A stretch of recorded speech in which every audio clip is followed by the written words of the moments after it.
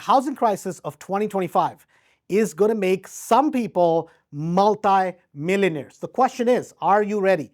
Do you know exactly where to find the best, the deepest discounts, and how to take advantage of this new housing crisis? In this podcast, we're going to break it down step by step. So let's get started.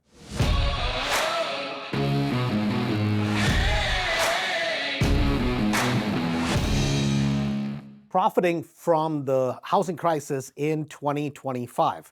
A lot of news, a lot of YouTube videos, a lot of the social media is talking about how the real estate is collapsing, how this is 2008 all over again. I'm here to assure you it is not. It is an opportunity, but it's going to be very, very different than what we saw in 2008 through 2011 and 12, depending on what part of the country you were in. So let's get started. So the whole goal of today's podcast is how do you profit from what is happening in the real estate market in 2025? So before we talk about profiting, let's talk about what is happening and let's get a clear picture on how it's different than what happened. There is clearly a crisis, but the crisis today looks very different than it did in 2008. So what caused the mortgage crisis of 2008? So the number one thing that caused the mortgage crisis of 2008 was the basic idea that everybody in America should own a home. That sounds great when politicians talk about it. It sounds great to the average homeowner, but it should be based on some practical advice, which is, can you afford a $400,000, $500,000, $600,000, $700,000 house before you go and basically buy it, which is just basic common sense. Yet at the time, there was this propagation of an idea that just because you could breathe and you could sign a mortgage application and a loan paperwork, you were getting a loan. That was the basic reason why there was a mortgage crisis. Now, the Congress, the politicians kind of speak on both sides of it, which is they want to blame the Wall Street, they want to blame everybody, but who set the policies in place? The number one culprits was the Congress and was the American public, where easy loans were available. And so people took more and more and more loans. And that was not just to buy a house. That was to refinance. That was to basically buy rental properties, investment properties. And there were introductory rates that were being offered, which is 1%, 2%, 3% type of rates. And a lot of people, including homeowners, as well as people who were buying new construction properties and investors, got themselves in trouble because it's kind of the snowball effect where you have homeowners get into it, then you have the builders that are offering introductory rates where they have a fixed amount for a year or two until the real rates hit, and then it's followed by the property taxes, because on a new construction, there is zero property tax because the property is just built. So most of these properties are not assessed. Suddenly, you get $6,000, $7,000, $8,000, $10,000 in taxes. So your mortgage payment goes up by anywhere from $300, $400, $500, $600, $700, $800 a month. Now, those same homeowners that were into their dream homes, or a home that they could really never afford on paper, but they had gotten themselves into, guess what happened? The whole house of cards collapsed. On top of that, a lot of real estate so-called investors got in the business. These were mom and pops that had no understanding of cash flow, had never owned a business, had never run a business, but yet they were going to be the new multimillionaires buying real estate, because every 6 months they would go out, refinance a property, take additional money, go on a vacation, buy luxury cars, buy all kinds of things, and say, well, my rent is going to cover my payments. And if somebody missed one payment, guess what happened? They got themselves in trouble. And there were a lot of people that got in on this fiasco, and hence we had a mortgage crisis. Now, how is that different from today? Today, if we look at the mortgages that have been done over the last 5, 6, 7 years, especially after the crisis of 2008, that does not exist. Are there people clearly that are in trouble? Absolutely. Have real estate prices gone up?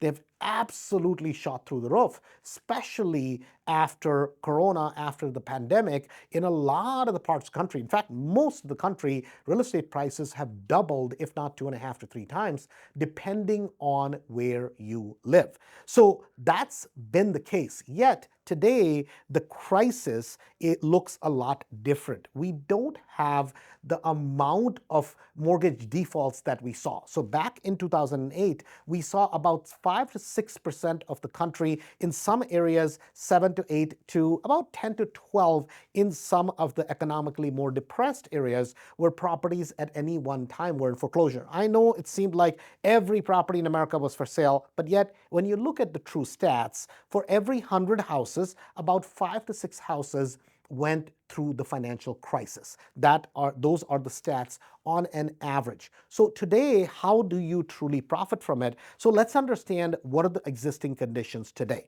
So in 2025, or coming out of 24 and 25, what does the economic forecast look? Well, we have inflation that has been rampant, and the inflation, again, who caused the inflation? Well, one was the pandemic, but then the Congress, of course, in trying to win over the public and basically stop a world recession and stop Americans from being homeless or not having food to eat, they printed money and they started giving out money. And clearly, it's hard to gauge how much money should have been printed, how much liquidity should have been provided in the market. And of course, it went from one extreme to the other extreme where there was just too much liquidity in the market. When there's a lot of liquidity in the market, what does that mean? That means there is cheap money that is available to borrow. And so when you pump a lot of cheap money into the market, people are going to take that money and they're going to basically deploy it, be it in real estate, be it in the stock market. We saw cryptocurrency go through the roof.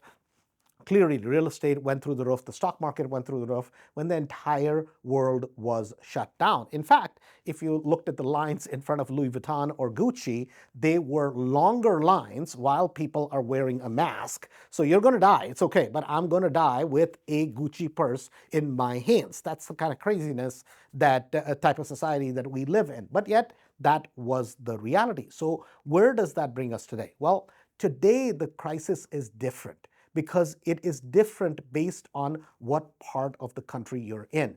It's based on one thing, which is always true in real estate. It's based on supply and demand. Meaning, if you have areas like Florida, like Texas, like parts of Arizona, parts of Vegas, where you have an excess supply of homes, that's where the crisis is hitting the most.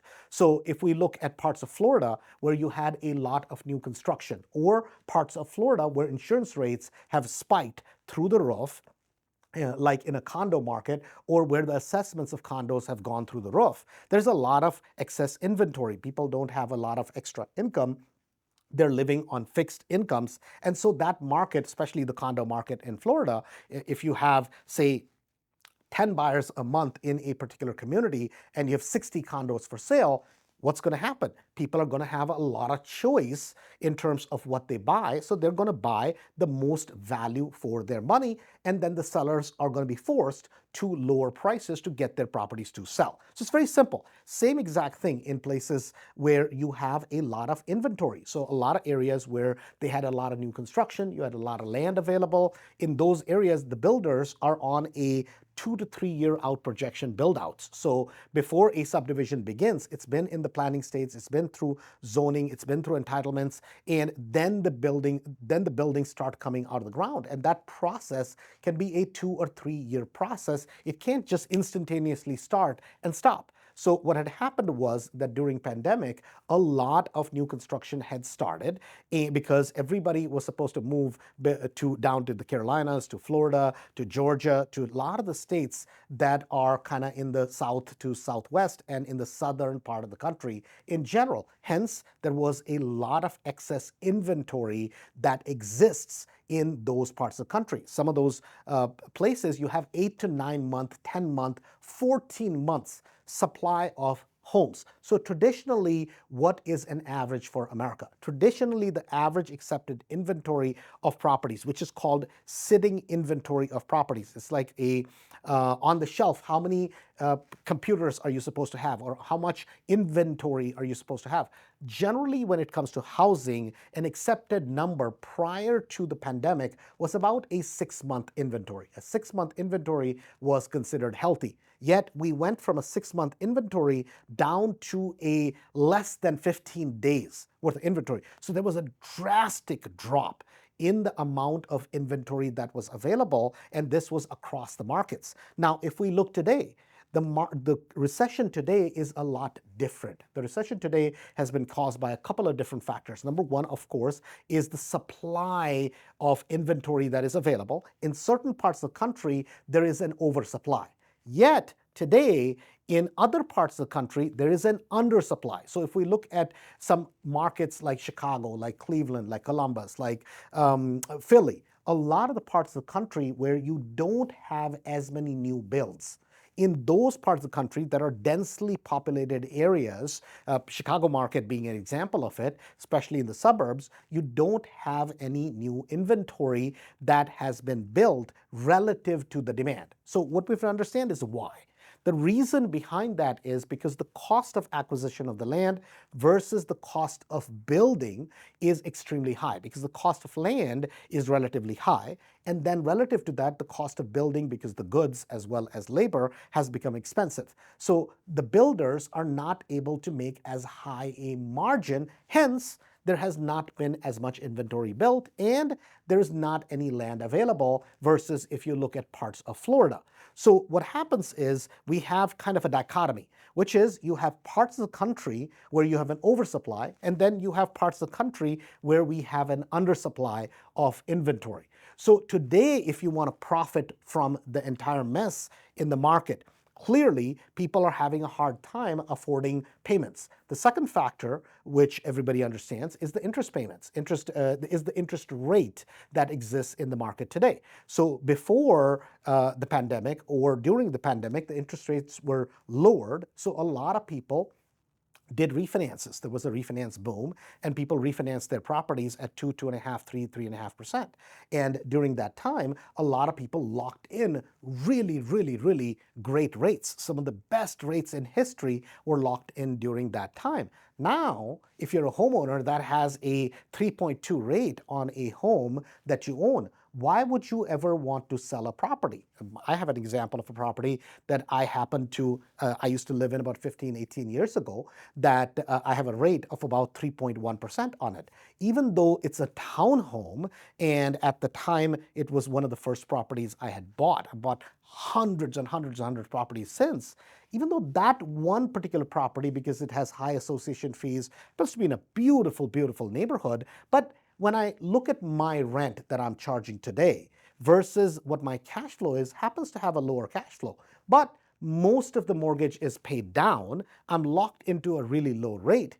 It makes no sense for me. I don't have any incentive to sell that property, because in a few short years, it's going to be paid off. It'll be another free and clear property that I will own. Why would I want to sell the property? A lot of homeowners that may live in the property, and they may intend to, they would love to move to a warmer climate or to another place, but they're locked in to a really low rate, and they're forced not to be able to sell, because any property they go out and buy, even though they may make a significant amount of gain from this property, they have no incentive, because the next property they buy, and if they have to put a mortgage on that property, then their rate is going to be close to 6, 6.5% with today's mortgage rates. So that's the next problem that we're facing. So where's the opportunity with all these issues? Well, the opportunity today is not what we saw in 2008, 9, and 10. In 2008, 9, and 10, the opportunity was buying foreclosure properties. You could literally go to the MLS and eeny, meeny, miny, mo, pick out properties, and as long as you bought properties at a significant enough discount, you could buy them, you could go ahead and fix them, you could resell them for a profit, because there were so many properties that were available. Yet, because about 5 to 6% of the country was for sale at the time. And what people fail to realize today, if we look at the default rates even in today's market are somewhere around 0.9%. I didn't say 9%, 0.9%. So that's less than 1%. So what is healthy for a country? The way to understand that is for every 100 properties that exist in America that have loans on them, not the ones that are free and clear. For every 100 properties that exist that have loans on them, 1% default rate is considered healthy. So even though we say, well, the foreclosure rate is up, the rate is still under 1%, which is considered healthy. So why do I say there is a crisis? Well, in areas, if we look at places like Chicago, because of the higher interest rates, because insurance rates have gone up, because the taxes have gone through the roof, and this is the case for many, many parts of the country, even where we don't have a huge overbuild of properties, and because the interest rates are high, people in a lot of the areas are unable to afford property. So if we take a market like a Midwest market like Chicago, what's happening is we have a lot of suburbs, we have a lot of areas or parts of the city where you have very low inventory relative to the demand. And generally, these areas are going to be A areas, meaning affluent aspirational areas. Number two are going to be B areas, which are bread and butter. So generally, you'll have an affluent area. Right next to it, the area is going to be bread and butter, which is basically a lot more people can afford that particular area.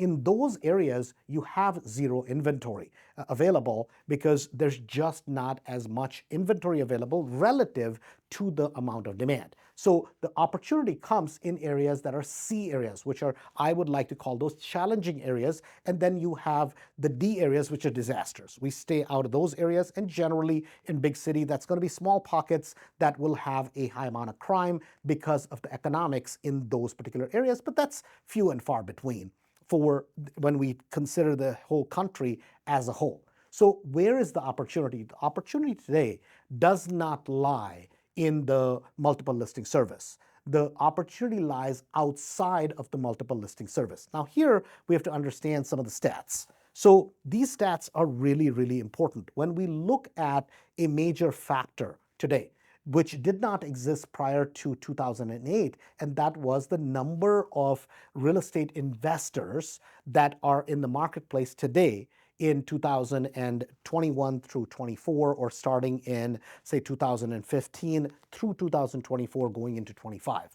So during the pandemic, during the crisis, mortgage crisis, prior to that, we had somewhere around 15 to 17% of properties that were owned by real estate investors. So there were 99%, in fact, 99.99% of them were all homeowners, were all mom and pop type of investors that somebody buys an additional rental property, or they had a townhome they used to live in and they moved into a single family and they decided not to sell the townhome, kept it as a rental property, or somebody who owned 5, 6, 8 houses. Yet, after the mortgage crisis, a big behemoth got into the real estate game that happens to be the Wall Street, which was an 800-pound gorilla, and they came in and bought hundreds and hundreds and hundreds and thousands of houses. Now, a lot of times, as much as Wall Street gets blamed for buying hundreds of thousands of houses in America, still today, relative to the normal population, meaning relative to the moms and pops that own properties in America, the number of properties that are owned by Wall Street are relatively few, even though they happen to be few 100,000 properties that are owned by Wall Street. So a singular big company or set of companies owns hundreds and thousands of properties. And then a lot of mom and pops saw the opportunity that was created because of 2008 through 2012 mortgage crisis, and a lot more new investors got into the market. So if we look at the numbers today, and this should be shocking, about 25 to 27% of all the properties that are owned in America are owned by real estate investors. So think about it. Over a last 10 to 12 year period, the total number of properties in existence in America didn't go up by a significant number, but yet the ownership has shifted. You may have heard the term a renter nation. We are becoming a renter nation, meaning fewer and fewer people own more and more properties. So not only Wall Street got into the action, but individual real estate investors like me, like you, if you're listening to the podcast, got in the game. And today, there's a lot of investors that own not just one, two, three, or four, but 10, 15, 20, 30 houses, where today almost 25 to 27% of all real estate sales end up going to real estate investors, because not just Wall Street, but the common American public has developed a new interest in investing in real estate. So what does that do? What that created was that if a property comes on the market as a normal foreclosure or as a bank-owned property or some sort of distress, there's a lot of investors that are going to buy and that are going to chase value.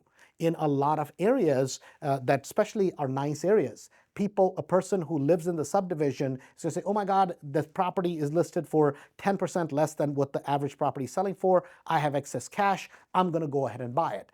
And so what it does is, for the normal real estate investor, somebody new trying to get in, it's very hard for them to penetrate the market. So what we have to understand is there is a crisis, yet the crisis looks different. If you're that person that is sitting on the sidelines and says, oh my God, I'm going to wait for a quote unquote a foreclosure property just through the multiple listing service, and I'm going to find a great deal. It's not that you can't find it, it's that chances of you finding an amazing deal on the multiple listing service have become fewer. Why? Because you just don't have as much opportunity, because 25 to 27%, I mean, that's more than a quarter of the market is real estate investors, are people just like you or people who are trying to be like you. And especially when somebody's new, guess what they do? Money is burning a hole in their pocket and they're going to overpay. So where's the opportunity? Well, let me show you some opportunity numbers, and these are going to be a little bit different based on where you are and what part of the country you're in.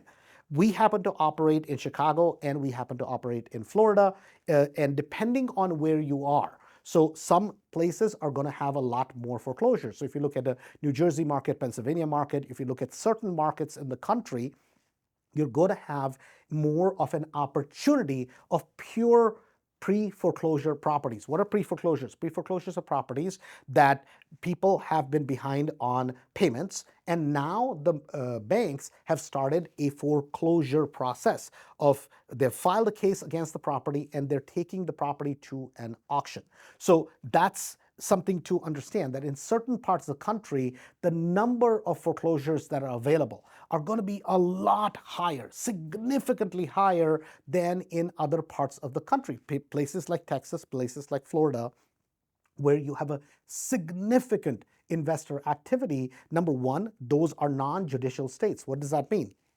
In those states, a foreclosure process goes through in 4 to 6 months. So property will go into foreclosure, they'll foreclose on the property, and boom, it gets cleared up very, very quickly. When you look at a state like Illinois, or especially a big market like Chicago, that same process can take anywhere from 2 to 5 years. Hence, that process is much, much, much slower. And because of that, there is a large number of foreclosures that are available. Plus, in a market like Chicago, it's an extremely large market. There is a lot of distress that exists, but it's underneath the layer. So the first thing to understand is that MLS today is not where the opportunity exists. The opportunity exists just underneath the layer. So if you go to a normal real estate agent, or 99% of your real estate agents that do retail sales, they're going to say, well, there's not a lot of properties that are available, market's still hot. Well, no, my friend, the market's not hot because there's an affordability crisis in America. It's not the mortgage crisis, it's the affordability crisis in America today. And so the market has become more of a buyer's market in certain areas. Not all areas, but certainly in certain areas. So if you are a real estate investor or want to be a real estate investor, the opportunity today is the number one opportunity is going to be in foreclosures, in markets where there are a lot of foreclosures available. So the first thing I would do is, if you're listening to the podcast, I would take an inventory of how many foreclosures do you have available in your marketplace. That's the first place to look at. Now, what are we looking for? Where's the opportunity? So the biggest opportunity always, right? Where do we find off-market properties? That's where the opportunity is off-market. What do I mean by that?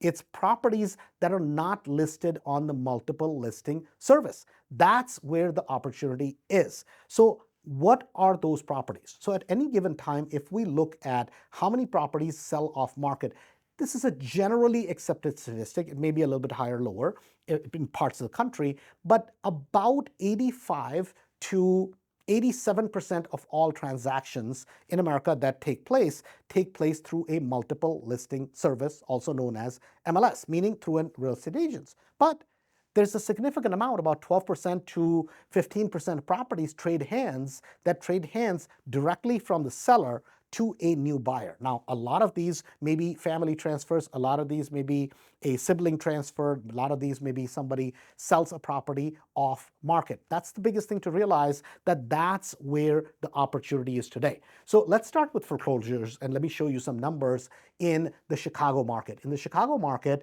if we look at, and I'll go county by county just to kind of break it down a little bit. In Cook County, there are about 16,000 properties that are in foreclosure as we speak right now. So this is in the last 2 years. About 16,000 properties are currently in active pre-foreclosure if you look at the numbers. A little bit higher than 16, but it's somewhere in that. If we look at DuPage County, which happens to be a little bit more wealthier county, it's about 1,807, so a little bit less. Kane County has about 1,400.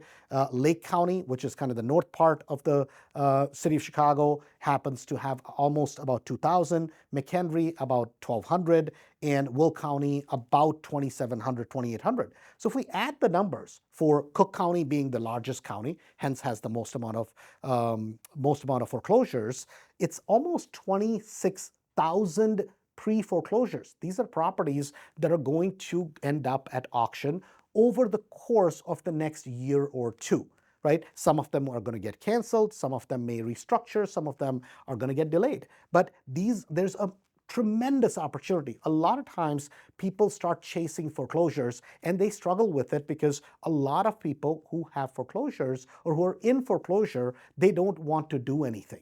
Now, number one, why they wouldn't go to a real estate agent and put the property on the market and either sell the property if they have equity, or number two, try to do a short sale and a settlement with the bank fails to I fail to realize. But most people who are in that spot, number one, they don't know what to do. Number two, they don't want to lose their home, and so they do nothing. So in a place like in the Chicagoland area, it's going to take them anywhere from 2 to 3 years to lose the actual property to actual foreclosure. And they're like, well, I don't have the money anyways, so might as well live in the property as long as possible. Now, where's the opportunity? The opportunity is not in going after properties that are all in foreclosure. The greatest opportunity is in going after properties, number one, that are in foreclosure but that have equity. So if you're a real estate investor, if you're thinking about what I just said, this is something important for you to focus on. Well, how can a property be in foreclosure, meaning you haven't made a payment, but you have a significant amount of equity in the property? So let me give you an example. That there's a lot of properties where the property is worth $300,000, yet the homeowner only owes $125,000 against the property. The retail value of the property is almost $300,000, $350,000, and the homeowner owes $100,000 and $125,000. Well, it doesn't matter how much you owe. If you can't make the payment on the property, still you are in trouble, meaning they're going to start a foreclosure process. And that's where the opportunity lies. So the first thing to realize is about 10% of all properties that are in foreclosure are going to have about 40 to 50% equity in them or more. Now, when we look at a number like Chicago, where you have almost 26,000 properties, that means almost 2,000 to 3,000 properties are going to have 40, 50, 60% equity in them. That's the first place that I would look at. Well, what you say, Andrew, but I'm not in Chicago. I'm in an area outside of Chicago. What do I do? Well, for you, it's the same exact thing, but you just look at something a little bit different, which is, again, mind you, we're not looking on the MLS. We're going to look for properties that have equity. That's the first thing we're going to look for, because the best deals over the last 15 years, I've probably bought close to 1,000 transactions, 1,000 properties, and I've helped literally thousands of people do over 50,000 transactions that are a part of mastery. And the one thing that is the secret of finding the best deals across the board, right? Even when people are in distress, is equity. So some of the best deals where people are in some sort of a distress, but they have a lot of captured equity in the property and they end up selling those properties for a significant discount. A lot of times people say, well, why can't I do a short sale? You can. It's not that you can't do a short sale with a bank, but a bank will give you a short sale and they'll give you a discount on the property. But generally, they're not going to give you as large a discount as you will get if you're negotiating directly with a person that is in distress, that is not listed on the MLS. That's the secret, is that when they're not listed on the MLS, a lot of times what happens is that they don't want to deal with an agent. They may not like an agent, or they have their own beliefs that they're not going to put the property on the multiple listing service. And so what happens? Because when an agent comes into a property, the agent is always based on the condition of the property. They're going to try to help get the seller the maximum amount. And when the property goes in the multiple listing service, it's exposed to thousands of buyers right at the same time when it's put in the MLS. What does that do? Well, it gives the seller, in that case, a fair shot because a lot of buyers are able to look at the property. But when you're looking for properties that are off market, that are hidden, that are not in the public, like the foreclosure list, or properties that are absentee owners. So the second place to look, first was the foreclosure list with equity. That's the first one. Foreclosure list with equity, not the entire foreclosure list, but you're going to go to the foreclosure list and then you're going to look for equity. So how do you understand if there's equity? Well, what we're going to do is we're going to take the balance owed on the property, which is disclosed, that's public information, and then we're going to compare that, and an easy way to compare it would be against a Zillow price, or easy way to compare it against a Redfin type of a price. And then you're going to look for the margin, meaning the delta between the amount owed versus the amount that is on Zillow or that is on Redfin. And that's an easy way of doing it, because I know some people will say, Andrew, those properties, those prices sometimes are not exactly accurate as well, that just because they owe $120,000 on the property, they are in foreclosure, they may have a significant fees, and I understand that. They may have $20,000, $30,000 in fees, but that's why we're going to look for about 50% equity in the property. So that's the real secret. That's where you find properties with the largest amount of discounts, are properties that have equity. Why? Because now you can buy the property directly from the seller, pay the bank in full, give a little bit of money to the seller, and yet still you end up finding the best properties at the best prices. See, if you truly want to know the secret of finding great deals, the secret of finding great deals is not the MLS. It has never been the MLS. Can you find a good deal on the MLS? Absolutely. But yet, you want the deepest discounts, you have to go direct to the source. And you have to go to the source that has a significant amount of equity. Now, a lot of times people think about distress as a financial distress. And here's the secret to it. A lot of times, sellers that will sell you the best deals are not necessarily in financial distress. There may be other distress, which is an elderly homeowner that can no longer take care of the property. So it's not that necessarily they don't have any money. They just do not want to take care of the property anymore because they're unable to physically, or their family is selling the property because they're unable, they may be out of state and they don't want to take care of the property, and they're selling the property as a part of the probate. So first thing is, if you have foreclosures in your market, that's the place you're going to go.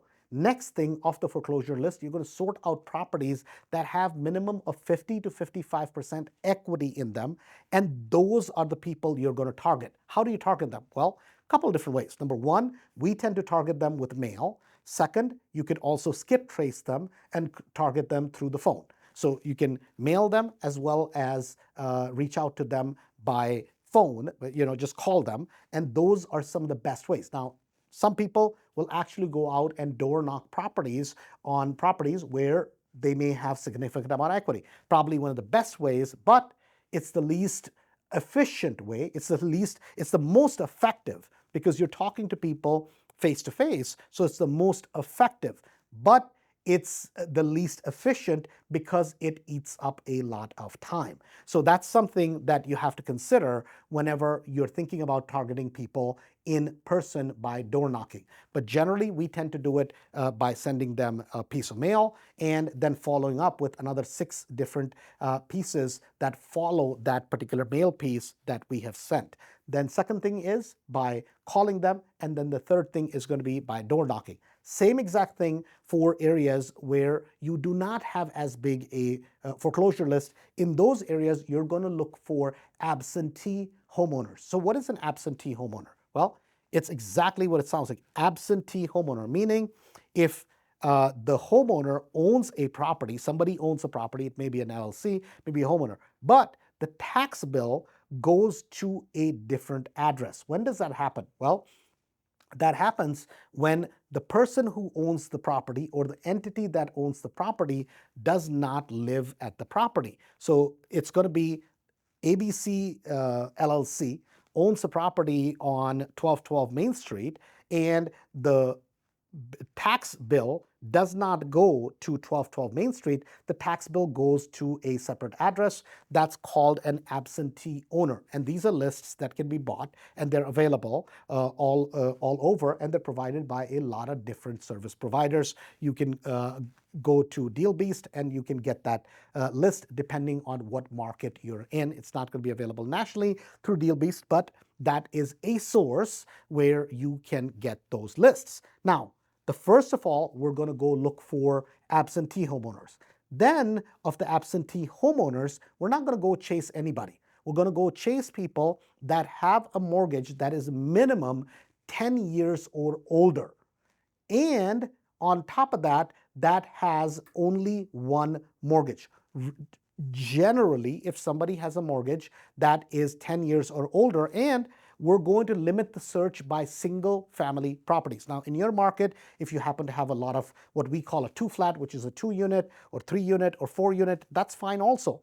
But the mortgage needs to be generally 10 years or more, and it needs to be generally one mortgage. So the filters that we use are going to be 10 years or more and one mortgage. Now, could you also do equity spreads? Absolutely. That's something you can also do. You can look at the Zillow values, subtract what the balance owed is, and as long as there is a 50% or more equity in it, you can go after those homeowners, especially when they're absentee owners. Now, even if the property is 100% paid off and they bought the property 2 years ago, that does not make sense to go after those because they will not have seen as big a price rise, and generally they're not going to be people that are going to sell the property. The generally trigger point is 8 years or more is the trigger point that we're looking for. Remember, what we're looking to do today is find properties that have the deepest discounts today as there is a real estate turmoil in the marketplace. So the people we're going to go after are people that are kind of what I like to call them, they're stranded. They're stranded in place and they may have a need to sell. Some of the best discounts you're going to have is from people that have a high amount of equity. So absentee owners, even if you live in an area where you don't have a lot of foreclosures, you're always going to have absentee owners that do not occupy the property, and that number is going to be significant. I mean, today, the number is about 25% of all real estate is owned, 25% of all the buyers are going to be investors. So there's a lot of properties that are owned by investors, and that's truly who you are going after. So the first place is look for foreclosures, then look for high equity. And that's the list we're going to go after. Second is we're going to look for absentee owners. We're going to look for high equity. That's the list we're going to go after. Now, if you have exhausted those two, which is going to be impossible to exhaust, but you want a third source is if you are in an area with a high foreclosure number. In that, the next thing we're going to go to is people that are going to go to auction. the people that are going to auction in the next 30 to 60 days. That's going to be the next list we're going to attack. Why? Because the motivation is going to be high. Within the foreclosure process, we're looking for people that have a high amount of motivation. So we're going to go look for people that have equity but are in foreclosure. Then we're going to look for people that are in foreclosure and are going to go to auction, because that's the drop dead date when they're going to lose the property. And then I can further divide the list, which is foreclosures that were just filed, meaning these are foreclosures that are less than 2 weeks old. They were just filed. So they just started getting all these legal notices. Now there's a case against them, and that is a time of high motivation. Once somebody has been in foreclosure for a period of time, their motivation is going to be low. But if they just got into foreclosure, their motivation is going to be super high. So that's why I'm going to attack that just when it gets into foreclosure. Now, on the other side, if you are in an area where you don't have as many foreclosures and you're going after absentees, the amount of absentees with amount of equity, that's going to be the first place I'm going to go after. And then once I've done that, then I'm going to start lowering the amount of equity. Now, another place that you can go look are people that are going to not tax certificates. A lot of times people will go chase people that have tax certificate sales.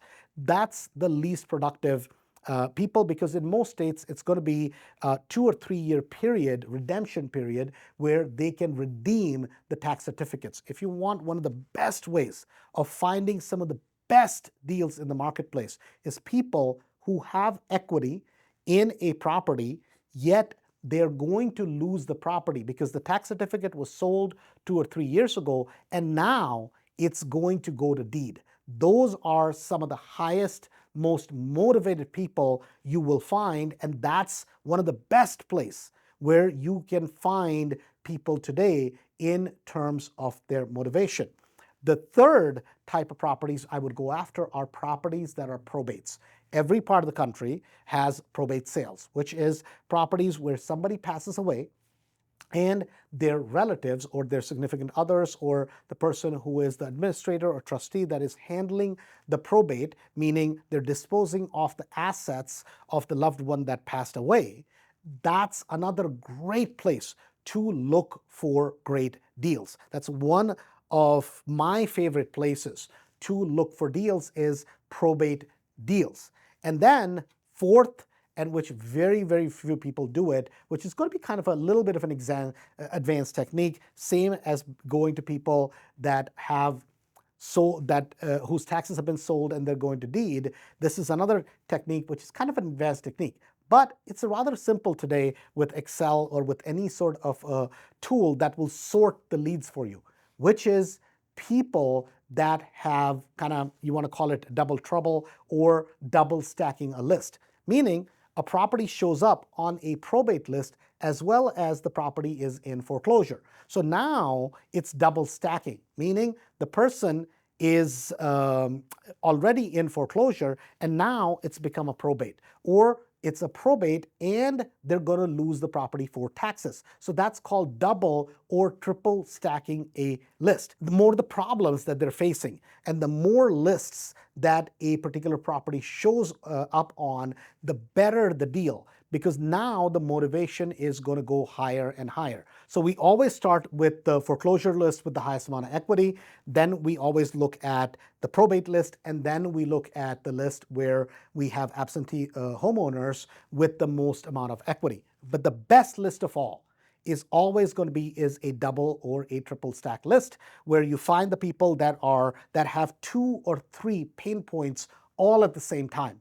That's where you're going to find today some of the best property. For those of you that want to learn more about the foreclosure timeline and want to go into depth of how foreclosures work and how do you truly profit from it, I did another video, so make sure you go to that link and click on that to learn more.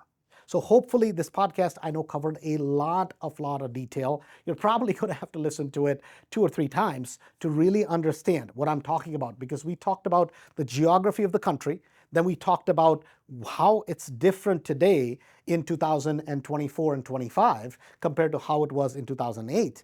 Then we talked about where is the distress. It's not on the MLS to a significant degree. It's just underneath the surface where you have affordability issues for the entire country. And then we talked about specific places where you can go and look for properties. We talked about foreclosures with equity. We talked about foreclosures that are going to auctions.